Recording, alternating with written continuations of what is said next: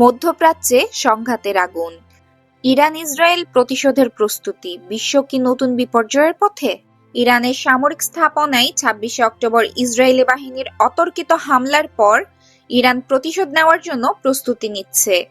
Iran ইসরায়েলের প্রতি এই প্রতিক্রিয়া আরো জোরালো করেছে, যা ইরানের সর্বোচ্চ নেতা আলী খামেনির একজন উপদেষ্টা আলী লারিজানি গত রোববার ২৪শে নভেম্বর প্রকাশ করেছেন। তিনি বলেন, ইরান তার সামরিক বাহিনীর মাধ্যমে ইসরায়েলের বিরুদ্ধে হামলা চালানোর জন্য কৌশলগত পরিকল্পনা করছে। ২৬শে অক্টোবরের হামলার পর থেকেই ইরান বলেছিল যে তারা ইসরায়েলের বিরুদ্ধে জবাব দেওয়ার জন্য প্রস্তুত। লারিজানি তার সাক্ষাৎকারে এই হামলার পরবর্তী পরিস্থিতিতে ইরানের সামরিক পরিকল্পনা সম্পর্কে বিস্তারিত তথ্য দিয়েছেন। তিনি বলেছেন, ইরান বিভিন্ন ধরনের সামরিক কৌশল ব্যবহার করে প্রতিশোধ নিতে প্রস্তুত। ইরান একাধিকবার প্রকাশ্যভাবে হুমকি দিয়েছে যে তারা ইসরায়েলের বিরুদ্ধে প্রতিশোধ নেবে, বিশেষ করে গত মাসে ঘটে যাওয়া হামলার পর থেকে। লারিজানি বলেন, ইরান এই ধরনের কৌশলগত পদক্ষেপ নেবে যা সামরিক শক্তির প্রদর্শন করবে। পাশাপাশি তিনি ইসরায়েল ও যুক্তরাষ্ট্রের সম্পর্কের ওপরও আলোচনার মাধ্যমে আরো জোর দিয়েছেন। এই পরিস্থিতির মধ্যে গতকাল ২৩শে নভেম্বর সংযুক্ত আরব আমিরাতে ইসরায়েলি নাগরিক রাব্বির মৃতদেহ পাওয়া গিয়েছে।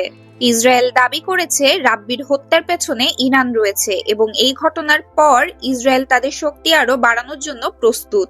ইসরায়েলের প্রধানমন্ত্রী বেনিয়ামিন নেতানিয়াহু ইরানকে হুঁশিয়ারি দিয়েছেন এবং দেশের নিরাপত্তা ব্যবস্থা শক্তিশালী করার নির্দেশ দিয়েছেন। ইরানের উপদেষ্টা লারিজানি এই ঘটনার পর এক সাক্ষাৎকারে আরো বলেন, ইসরায়েলি বাহিনী মধ্যপ্রাচ্যে তাদের কার্যক্রম পরিচালনা করতে যুক্তরাষ্ট্রের সমর্থনের উপর নির্ভর করে। তিনি যুক্তরাষ্ট্রের ভূমিকা নিয়ে প্রশ্ন তুলেছেন এবং অভিযোগ করেছেন যে ইসরায়েলি হামলা পরিচালনার সময় তারা প্রতিবাদ যুক্তরাষ্ট্রের পৃষ্ঠপোষকতা লাভ করে থাকে। তিনি জানান, ইরান এই ধরনের পরিস্থিতির মুখোমুখি হওয়ার জন্য প্রস্তুতি নিচ্ছে এবং সন্ত্রাসী কার্যক্রমের প্রতিকার হিসেবে একটি নির্দিষ্ট কৌশল তৈরি করেছে। লারিজানি আরো বলেন, ইসরায়েল যে ছায়াযুদ্ধ চালাচ্ছে তাতে যুক্তরাষ্ট্রের সমর্থন গুরুত্বপূর্ণ ভূমিকা পালন করছে। তিনি যুক্তরাষ্ট্রের নবনির্বাচিত প্রেসিডেন্ট জো বাইডেনের প্রশাসনকে আহ্বান জানিয়েছেন যাতে তারা ইসরায়েলকে সমর্থন বন্ধ করে। লারিজানি বলেন, ইরান আগেই জানিয়েছে যে ইসরায়েলের বিরুদ্ধে তারা যে কোনো ধরনের সামরিক পদক্ষেপ নিতে প্রস্তুত, কিন্তু ইসরায়েল নিজেদের নিরাপত্তা পরিস্থিতি উন্নতির জন্য বাইরে শক্তি সাহায্য নিচ্ছে, যা বিশ্ব শান্তির জন্য উদ্বেগের বিষয়। এদিকে বিশ্ব রাজনীতিতে এই দ্বন্দ্বের প্রভাব পড়তে শুরু করেছে।